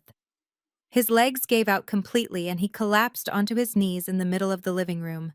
He buried his face in his hands, letting out a loud, pathetic sob. All of his arrogant tech bro posturing was instantly gone. He was just a broken criminal, sitting in a pile of his own lies. Sydney began to scream from the staircase, sobbing hysterically and demanding that someone do something to fix this. My mother Vivian just stared blankly at the wall, completely catatonic, as her entire high society world dissolved into dust. The wealthy guests began backing away from the family, creating a wide, empty circle around Connor's kneeling body. They wanted absolutely nothing to do with a man facing federal prison. I stood on the stage, feeling the heavy weight of the last 29 years completely lift off my shoulders. I had done exactly what Grandpa Elias had trained me to do. I had protected our legacy and destroyed the parasite trying to feed on our family. The silence in the room was absolute, broken only by Sydney's pathetic wailing and Connor's quiet sobs. But then a new sound pierced through the heavy air of the mansion. It started as a faint, distant wail echoing up the winding roads of Baldwin Hills. Within seconds, the sound grew louder and more urgent, bouncing off the marble walls of the grand foyer. It was the sharp, undeniable wail of multiple police sirens. Flashing red and blue lights began to reflect through the massive front windows, illuminating the shocked faces of the party guests. The Federal Bureau of Investigation had officially arrived. The heavy wooden double doors of the Baldwin Hills mansion did not just open, they were violently forced apart. Dozens of federal agents wearing dark tactical jackets with the letters FBI printed across their backs swarmed into the grand marble foyer. The live jazz music had already stopped, but the sheer chaotic noise of the raid completely shattered whatever was left of my mother's elegant farewell party. Heavily armed agents moved swiftly through the crowd of terrified high society guests, shouting orders to stay back and keep their hands visible. The flashing red and blue lights from the police cruisers parked in the driveway bathed the crystal chandeliers in a harsh, unforgiving glare. It was a scene of absolute destruction for the perfect image my family had spent decades trying to build and maintain. I stood perfectly still on the wooden stage, watching the federal agents fan out across the living room. They knew exactly who they were looking for. Special Agent Marcus Wright walked through the front doors, holding a thick file folder that looked exactly like the digital dossier I had emailed him just a few days ago. He scanned the crowd, his sharp eyes cutting through the panic, until he locked onto the pathetic figure kneeling on the expensive Persian rug. The moment Connor saw the federal jackets, his primal flight response completely hijacked his brain. He did not try to explain himself or call for his expensive strip mall lawyer. He scrambled up from the floor, his expensive gray suit wrinkled and stained with sweat. He shoved violently past Dr. Terry, knocking the elderly man into a cocktail table, sending crystal glasses shattering across the marble floor. Connor sprinted desperately toward the massive glass doors that led out to the backyard patio. He pushed through the terrified guests like a madman, his face twisted in absolute panic. He burst through the patio doors and hit the perfectly manicured back lawn, running blindly into the dark, toward the tall hedges that separated the estate from the golf course. But he did not make it very far. 3 federal agents had already secured the perimeter of the backyard. I watched through the massive floor-to-ceiling windows as a large agent stepped out from the shadows of a large oak tree. Connor tried to pivot, but his expensive Italian leather shoes slipped on the damp grass. The agent lunged forward, tackling him violently to the ground. Connor's face slammed hard into the dirt, completely ruining his perfect tech bro aesthetic. The agents yanked his arms firmly behind his back, and the cold metallic click of handcuffs echoed all the way into the living room. The self-proclaimed white savior of our black family was now eating dirt on the lawn, a federal prisoner caught in his own web of lies and greed. Sydney watched the entire tackle through the glass doors. Her perfect world, the designer clothes, the country club memberships, the endless supply of stolen cash had just been handcuffed and dragged away. She let out a blood-curdling scream that sounded like a wounded animal. She fell hard onto her knees right there in the middle of the living room, clutching her face as her heavy makeup ran down her cheeks in dark, thick streaks. She did not blame Connor for lying to her or stealing from her own community. In her twisted mind, there was only one person responsible for ruining her flawless life. She turned her tear-streaked face toward me, her eyes burning with pure venom. She screamed my name, telling me I was a monster. She crawled forward on the marble floor, her diamond tennis bracelet scraping against the stone. She yelled that I had planned this on purpose just to humiliate her in front of all her friends. She sobbed uncontrollably, claiming I was just a jealous, bitter spinster who could not stand to see her happy. She cried that her life was completely over, and that she would never be able to show her face in Los Angeles ever again. She blamed me for everything, completely ignoring the fact that her husband had funded her luxurious lifestyle with the stolen retirement pensions of the very people standing in the room. My mother Vivian was leaning heavily against the grand staircase, clutching her chest.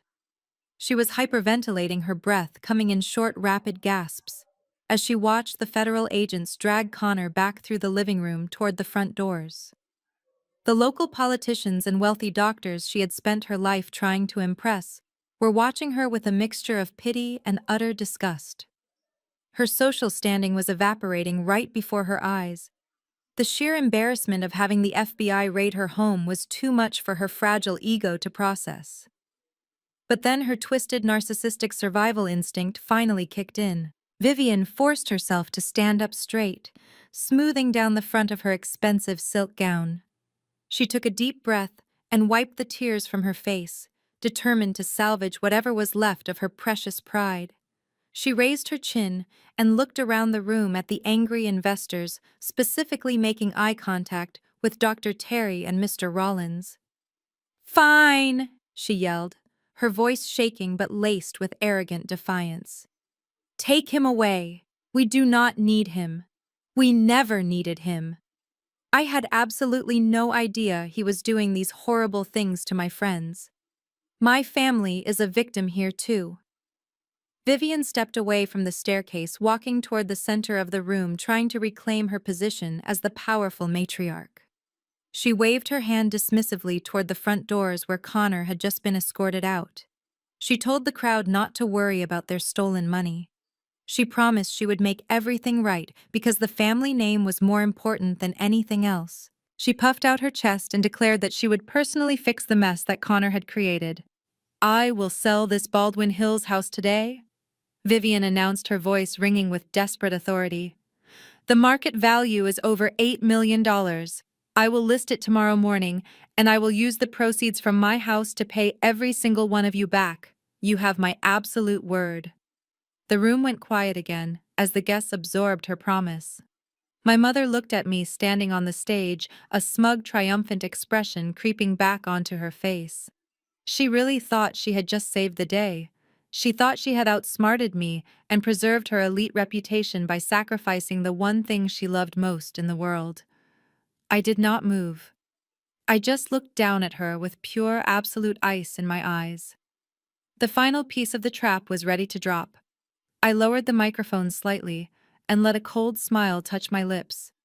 "Selling whose house, Mom?" I asked quietly. The entire room fell into a dead, suffocating silence the moment those words left my mouth. The flashing red and blue lights from the police cruisers outside continued to sweep across the walls, casting long, harsh shadows over the faces of the wealthy guests. My mother blinked rapidly, her face twisting into a mask of pure, absolute confusion.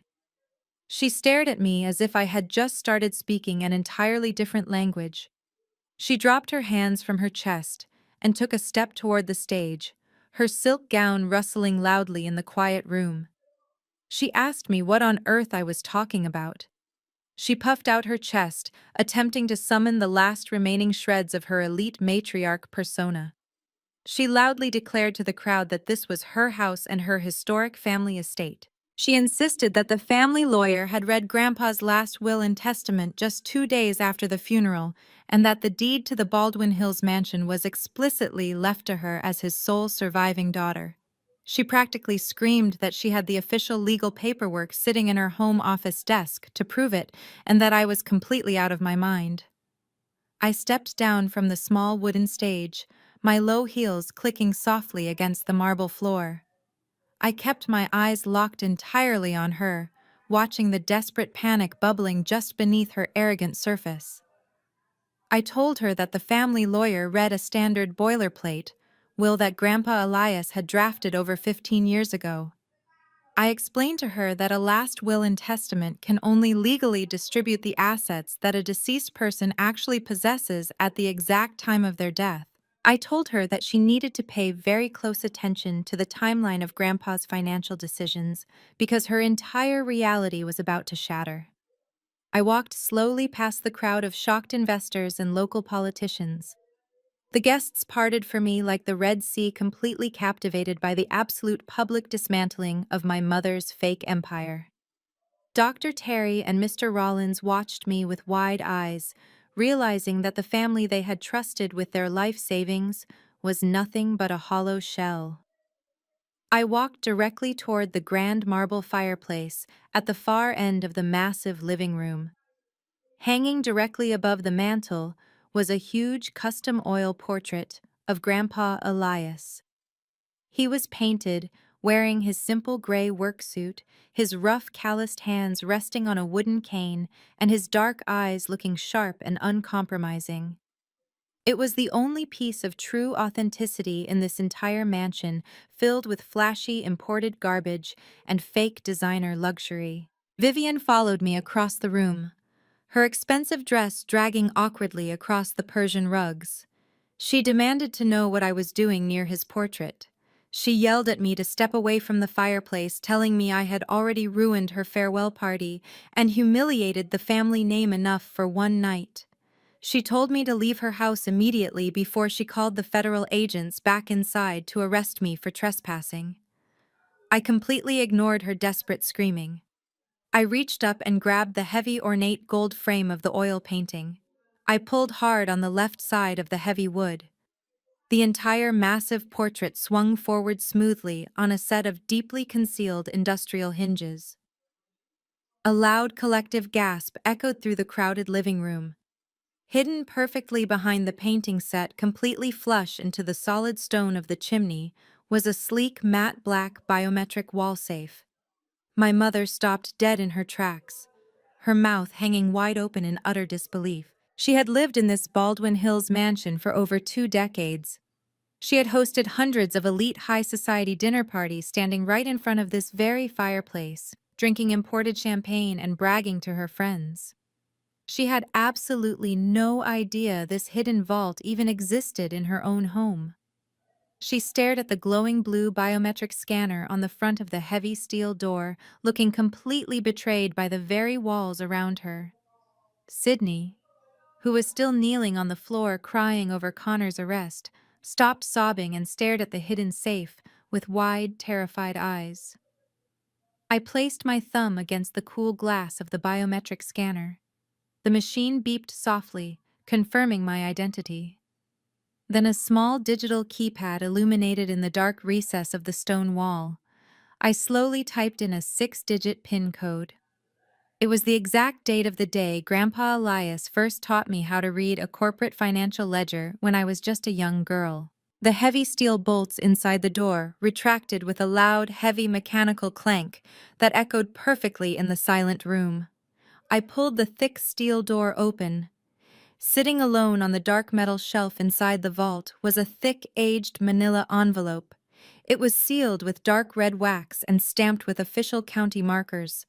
I pulled it out and closed the heavy safe door behind me, pushing the large oil portrait back into its original position until it clicked shut. The stern, painted eyes of my grandfather looked down at the room as if he was watching his final master plan unfold flawlessly from beyond the grave. I turned around and walked back toward the center of the room, approaching a massive slab of imported marble that served as a display counter for my mother's expensive crystal vases. I stopped right in front of the marble surface, holding the heavy sealed envelope in my hands. I looked at my mother, who was now visibly trembling, shaking her head in silent denial. I told her that Grandpa Elias was the smartest man I had ever known. I said he saw right through Connor's pathetic tech bro disguise the very first time Sydney brought that white man to our Thanksgiving dinner 5 years ago. Grandpa knew instantly that Connor was a financial parasite looking for a wealthy black family to infiltrate and drain. But more importantly, I told Vivian that Grandpa also knew exactly who she was. He knew her bottomless vanity and her desperate need to impress the local elite would eventually make her the perfect blind victim for a scam artist like Connor. Grandpa knew with absolute certainty that if he actually left this historic estate to her in his will, she would inevitably hand it right over to Connor the moment he batted his eyes and promised her a slightly larger house on the coast. I broke the red wax seal on the manila envelope and pulled out a stack of thick legal documents. I told the silent room that Grandpa Elias refused to let his lifelong legacy be destroyed by a fake venture capitalist, and a daughter who cared more about country club status than her own flesh and blood. So he took extreme legal measures to protect the physical foundation of this family. He secretly executed an irrevocable transfer of title long before he ever got sick. I told my mother that the fraudulent $2 million mortgage Connor took out on this property last night was completely null and void. I explained that the offshore criminals in the Cayman Islands could not legally seize this mansion because Connor had forged the signature of a woman who did not even hold a single penny of equity in the property. My mother had unknowingly shielded the house from foreclosure simply by being entirely legally irrelevant. Vivian's face went completely blank as the devastating reality of my words finally started to crush her completely. She shook her head slowly, whispering over and over again that it was impossible and that she was the owner of the estate. I raised the heavy stack of documents high in the air so everyone in the room could see the official state seals and the bold black signatures of the federal judges. I brought my hand down hard. I slapped the deed onto the marble counter. Grandpa did not leave this house to you, Mom. He transferred it to my firm 5 years ago. My mother stared at the thick stack of papers on the marble counter as if they were covered in poison. Her hands were shaking so violently that when she finally reached out to pick up the top document, the paper rattled loudly in the silent room. She read the bold black text at the top of the page. She read the name of my corporate firm, and she read the date of the transfer. It was signed and notarized exactly 5 years ago, while Grandpa Elias was still alive and perfectly healthy. Vivian dropped the paper back onto the marble, her legs giving out slightly as she slumped against the edge of the counter. Sydney slowly stood up from the floor where she had been kneeling. Her expensive designer dress was ruined, and her makeup was a disaster. She walked over to the counter like a zombie and looked at the deed. The realization hit her even harder than the FBI raid had. She looked down at the massive diamond tennis bracelet on her wrist and the heavy diamond necklace resting against her collarbone. I watched her eyes widen in absolute horror as the math finally clicked in her head. I told her those diamonds were not a gift from a wealthy Silicon Valley genius. They were purchased directly with Dr. Terry Pension Fund and Mr. Rollins' life savings. I told her the federal government was going to seize every single piece of jewelry, every designer handbag, and every luxury car sitting in that driveway to pay back the victims of her husband's Ponzi scheme. She was going to be left with absolutely nothing but the clothes on her back. I looked at both of them standing there completely stripped of everything they thought made them superior. I told them their entire lives were a complete illusion. The offshore bank accounts were frozen. The venture capital firm was a crime scene, and the money was entirely gone. All of their elite high society friends were currently backing toward the front doors, whispering in deep disgust as they watched the mighty fall. My mother looked around the room, seeing the pure judgment in the eyes of the people she had worshipped her entire life. She realized she was not the queen of Baldwin Hills anymore. She was just the mother-in-law of a federal criminal and a woman who had been living a massive lie. I leaned against the marble counter and crossed my arms, looking around the grand foyer. I told them that for the last 5 years they had been parading around this historic estate, treating me like an unwanted guest in my own home. My mother had constantly reminded me that I was just taking up valuable space and that I should be endlessly grateful she even allowed me to sleep in my old childhood bedroom. I reminded her of the cruel things she said to me right after Grandpa's funeral when she and Connor violently kicked me out into the street so he could have a new office for his fake startup. I let out a dry laugh that held absolutely no warmth. I told Vivian the absolute peak of the irony was that she had been illegally squatting on my corporate property this entire time. I explained that when Grandpa Elias transferred the title, he specifically structured it so that my firm would assume all maintenance costs and property taxes silently through a blind ledger. He did that so Vivian would never see the bills and never suspect a single thing until the time was exactly right. But legally speaking, my mother and sister were just unauthorized tenants living in a commercial investment property without a signed lease agreement. I pulled my phone out of my pocket and opened the calculator app. The bright screen illuminated my face in the dim lighting of the foyer. I told them I was a senior forensic accountant and that I always kept very meticulous records. I started typing in the numbers, speaking them out loud, so the entire room could hear the exact price of their arrogant entitlement. I told them the fair market rental value for a fully furnished historic 8-bedroom mansion in the premier neighborhood of Baldwin Hills was roughly $30,000 a month. I multiplied $30,000 by 12 months to get the annual rate. Then I multiplied that sum by the 5 entire years they had lived there since the title transfer was finalized. My mother watched my fingers move across the bright screen, her breathing becoming incredibly erratic and shallow. I hit the equal sign and looked up from the phone, locking my eyes directly onto hers. I told Vivian she currently owed my firm exactly $1,800,000 in unpaid back rent. I added that this massive figure did not even include the standard late fees or the extensive property damage caused by Connor's completely illegal structural renovations to my house. The sheer magnitude of the number hit Vivian like a physical blow to the chest. $1.8 million in debt to the very daughter she had just publicly disowned at a luxury restaurant days prior.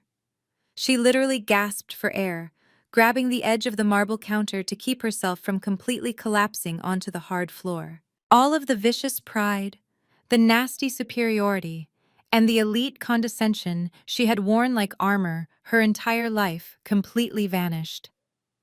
She was not a powerful socialite matriarch anymore. She was a terrified, broke woman facing a massive legal judgment she could never possibly pay. Vivian stumbled forward, closing the distance between us. Her hands reached out, trembling violently as she tried to grab my arms. I took a quick step back, refusing to let her touch me or infect my peace. The tears streaming down her face now were not the fake theatrical tears she had used to manipulate the crowd earlier. These were tears of pure, absolute, unfiltered desperation. She looked at me with wide, terrified eyes, begging me to stop the nightmare. She cried out my name, her voice cracking into a pathetic wail that echoed off the high ceilings. She begged me not to do this to her.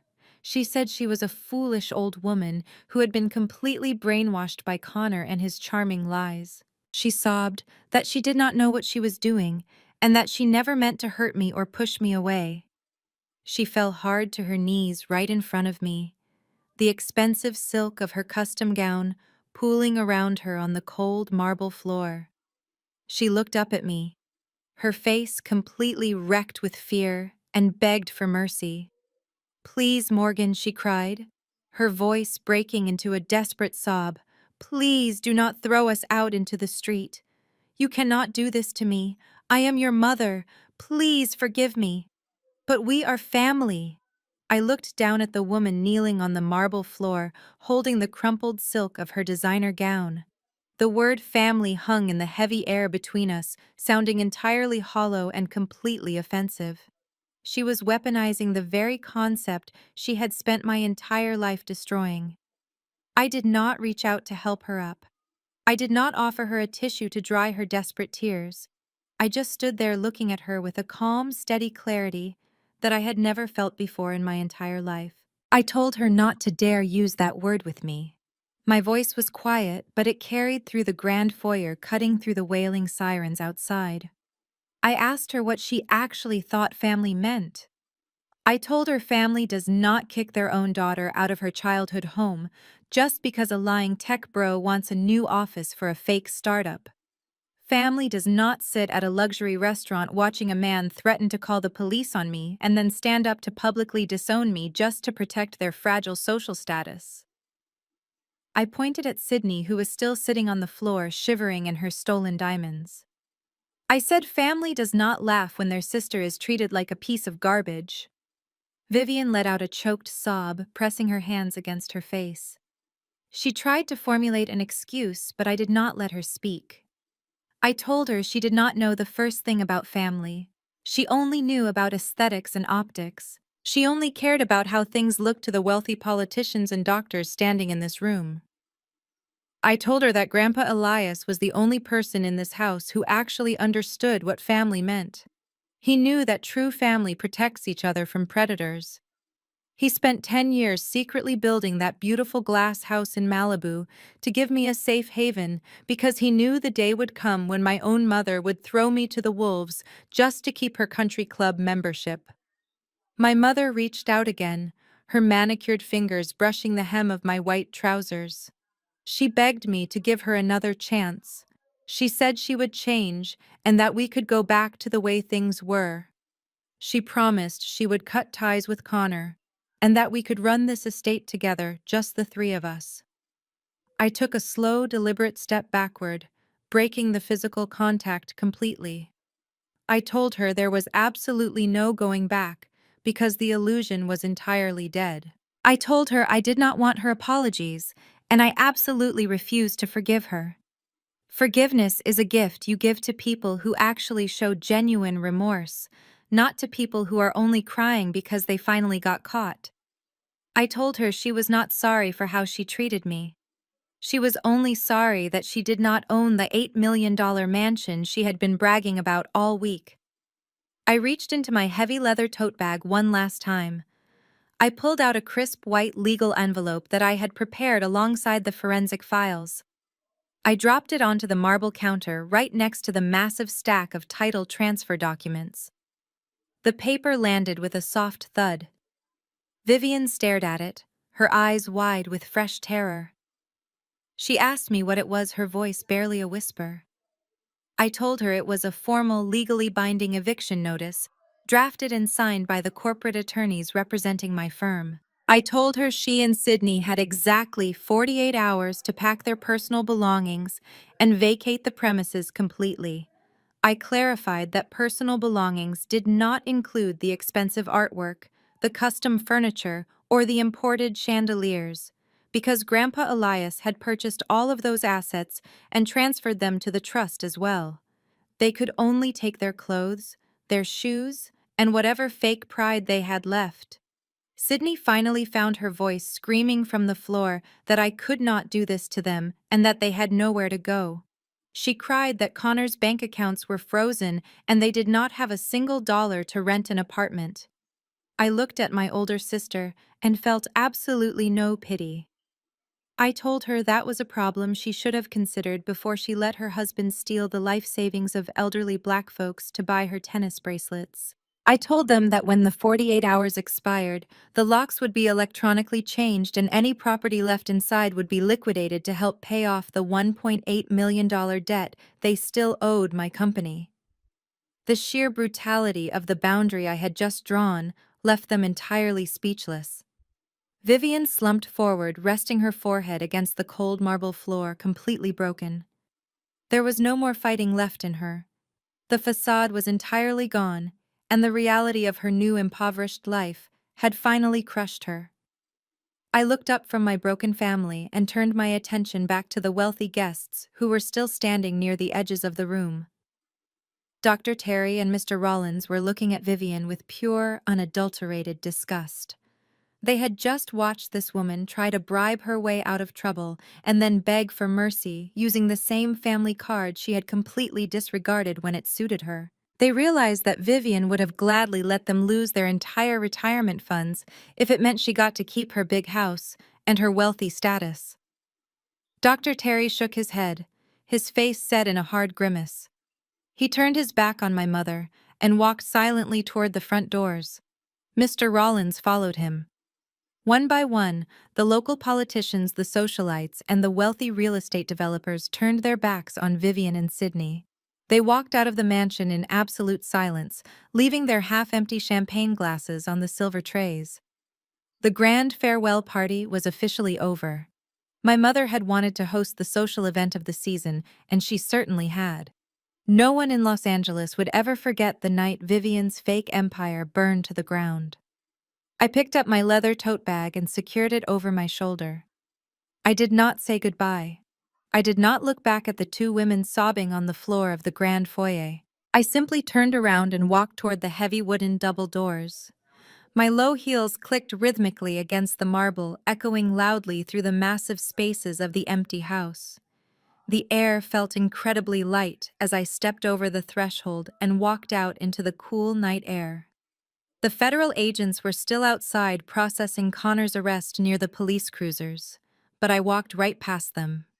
I left my mother and sister alone in the massive, echoing mansion they no longer owned, surrounded by the ghosts of their own greed and the absolute certainty that they had brought this entirely upon themselves. 6 months have passed since that night at the Baldwin Hills mansion. The air this morning is cool and salty as I sit on the expansive wooden deck of the Malibu beach house, holding a warm, ceramic mug of tea. The massive panels of reinforced glass behind me reflect the bright early sunlight, but my eyes are focused entirely on the endless stretch of the Pacific Ocean. The rhythmic sound of the waves crashing against the rocky cliffs below is the only sound I hear. There are no jazz bands, no clinking champagne glasses, and absolutely no toxic family members telling me I am taking up too much space.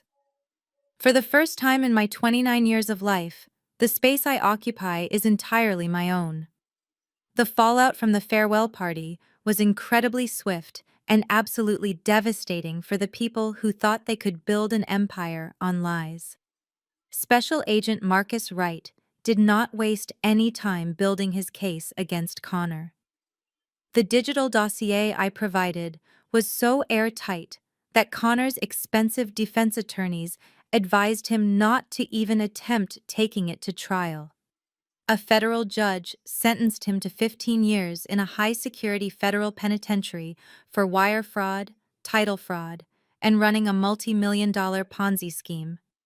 He tried to use his charm and his supposed Silicon Valley pedigree to beg for a lighter sentence, but the judge was completely unmoved.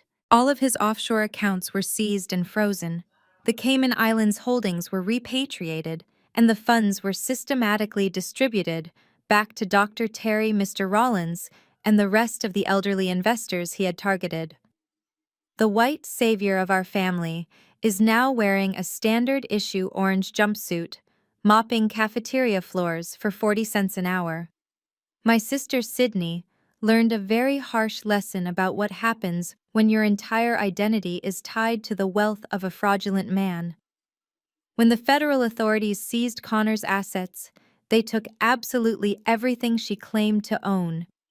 The Porsche, the designer wardrobes, the silk gowns, and the diamond tennis bracelets were all confiscated and auctioned off by the government to pay criminal restitution. She was left with nothing but a few cheap suitcases of casual clothes. Today, the former beauty queen of the Baldwin Hills elite works a minimum wage retail job at a mid-tier department store in the valley. She spends her days folding sweaters and ringing up purchases for the exact same wealthy socialites she used to look down on. I heard through the grapevine that she actively hides in the stockroom whenever she sees someone from our old neighborhood walking through the glass doors. Her perfect aesthetic was completely shattered, and she is finally being forced to live in the real world. As for my mother, Vivian, her grand dynasty collapsed exactly the way it was always destined to. When the 48-hour eviction notice expired, my corporate attorneys arrived at the mansion with local law enforcement to ensure she vacated the premises. She tried to stall, and she tried to beg the officers for mercy. But the law is the law. She could not pay the $1.8 million in back rent. She owed my firm, so she was forced to declare bankruptcy. Her credit was completely destroyed, and her reputation was entirely incinerated. All of her wealthy friends, the politicians, and the country club elite completely blacklisted her. She now lives in a tiny, cramped, one-bedroom apartment on the far eastern outskirts of the city. She has no garden, no grand marble staircase, and no audience to perform for. She is entirely alone with nothing but the crushing memory of the daughter she threw away for a fake sense of superiority. I did not keep the Baldwin Hills mansion. Walking through those empty halls after they left only reminded me of the emotional coldness I endured there as a child. So I put the historic estate on the market and sold it to a legitimate real estate developer for $8.5 million. But I did not put that money into a personal bank account. I wanted to honor the true legacy of Grandpa Elias, the man who actually built our family name through hard work and genuine community care. I took the entire proceeds from the sale and founded the Elias Business Incubator in downtown Los Angeles. It is a fully funded foundation dedicated exclusively to providing startup capital, legal resources, and mentorship for young Black entrepreneurs who do not have generational wealth or supportive families to fall back on. We are building real sustainable businesses, not fake venture capital Ponzi schemes. Grandpa Elias would have been incredibly proud to see his wealth being used to actually elevate our community, instead of being used to buy fake diamonds and luxury cars. I take a slow sip of my tea and let the warm ocean breeze wash over my face. Cutting ties with my mother and my sister was the hardest and most painful decision I ever had to make, but it was also the most necessary. Society constantly tells us that we have to forgive and forget because blood is thicker than water. They tell us that we must endure abuse, manipulation, and theft simply because the people hurting us happen to share our last name. But I learned the hard way that true family is defined by mutual respect, protection, and genuine love. If the people who share your DNA are actively trying to destroy you, it is not a betrayal to walk away. It is an act of fundamental self-preservation. Sometimes the trash takes itself out, and sometimes you have to hire a corporate attorney to drag it to the curb. You cannot heal in the exact same environment that made you sick, and you certainly cannot build a peaceful life while actively housing the people who want to see you fail. My name is Morgan, and I am finally completely free. Have you ever had to legally protect yourself from your own family? Let me know in the comments. Like and subscribe for more stories.